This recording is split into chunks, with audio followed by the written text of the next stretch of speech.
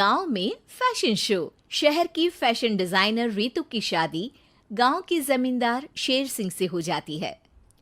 लेकिन शहरी कामकाजी रितु का गांव में मन नहीं लगता। क्या सासू माँ, ये गांव में तो कुछ नहीं है, मेरा दिल ही नहीं लगता यहाँ, क्या करूँ मैं। अरे बेटा, जहाँ पति का कारोबार बीवी तो वही अच्छी लगती है ना। अब हम लोग इतने पैसे वाले हैं कि गांव में मेरे बेटे लायक लड़की ही नहीं मिली। अरे माँ, मैं तो ये बोल रही हूँ कि क्या करूँ जिससे मेरा थोड़ा दिल लगे। अरे बेटा, मैं भी शहर की थी। यहाँ आकर मैंने गांव में स्कूल खोल लिया। बच्चों को पढ़ाती थी तो मन लग जाता था। तू भी कुछ देख ले जिससे गांव की बहू बेटियों का भला हो जाए और तेरे जमींदार ससुर जी का नाम भी हो जाए।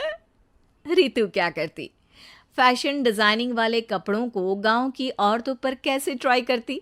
लेकिन एक दिन, अरे क्या बात है डार्लिंग, बड़ी जल्दी उठ गई। और ये हाथ में फेविकॉल और कागज, कहाँ जा रही हो? मैंने सोच लिया है कि मैं अपना फैशन बुटीक खोलूंगी।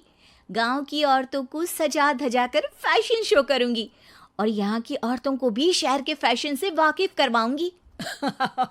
फैशन और यहाँ की औरतें, अरे इन लोगों को तो बस चूल्हा चौका आता है। खाली समय में एक दूसरे के सर से जुएं निकालती हैं या फिर अचार पापड़ बनाती है। इन लोगों के बस की नहीं है फैशन को समझना। लेकिन रितु मानती नहीं।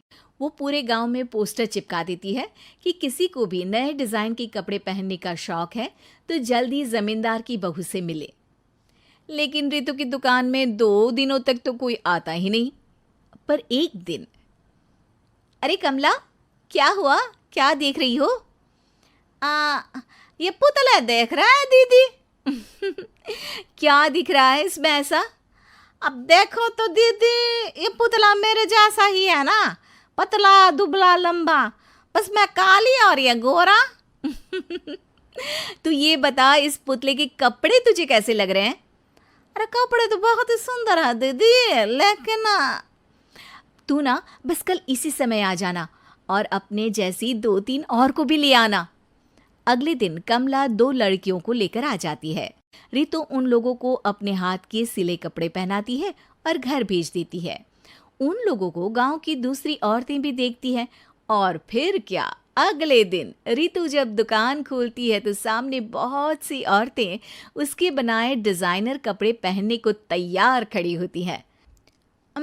तुम लोगों को कपड़े के साथ ही हल्के मेकअप और स्किन केयर की भी क्लास देनी पड़ेगी। रितु गांव की औरतों को फैशन का ज्ञान देने में लग जाती है। एक दिन रितु का पति कहता है, अरे रितु, तुम्हारी फोटो पेपर में आई है। क्यों भाई, ऐसा क्या कर दिया मैंने, क्या लिखा है? अरे लिखा है गांव में होगा अब फैशन वीक। अरे हाँ, कल ना कोई फोन आया था मीडिया वालों का, तो मैंने भी बोल दिया कि फैशन शो तो अब गांव में होगा। लग रहा है उसी की खबर बना दी है। तभी रितु को एक फोन आता है। हेलो, कौन बोल रहा है?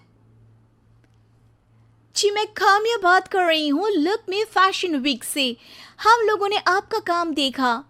हम शहर वर्सेस गांव का फैशन थीम में एक फैशन शो आपके गांव में करना चाहते हैं। अरे वाह, ये तो बहुत ही अच्छी बात है।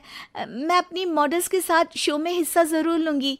बस अब क्या था, वो दिन भी आ जाता है जब रितु की गांव की गोरी शहर की छोरी के साथ स्टेज शो में हिस्सा लेती हैं। शो के बाद, अरे आपकी वो जो कलेक्शन है ना, मैं उसकी पूरी सीरीज खरीदना चाहती हूँ। सच में आपने वो कपड़े डिजाइन करे जो आज के लोग आसानी से घर और बाजार में पहन सकते हैं। और बजट में भी है। हम भारतीयों के लिए तो ये डिजाइन बेस्ट है जी। वैसे आपने क्या सोचकर ये कपड़े बनाए और आप इसे कितना आगे और लेकर जाना चाहती हैं? औरतें और फैशन एक दूसरे के पर्यायवाची है, तो ये किसने कहा कि गांव की औरतों को डिजाइनर कपड़े पहनने का हक नहीं? मेरा मानना है कि शौक सभी औरतों में होता है।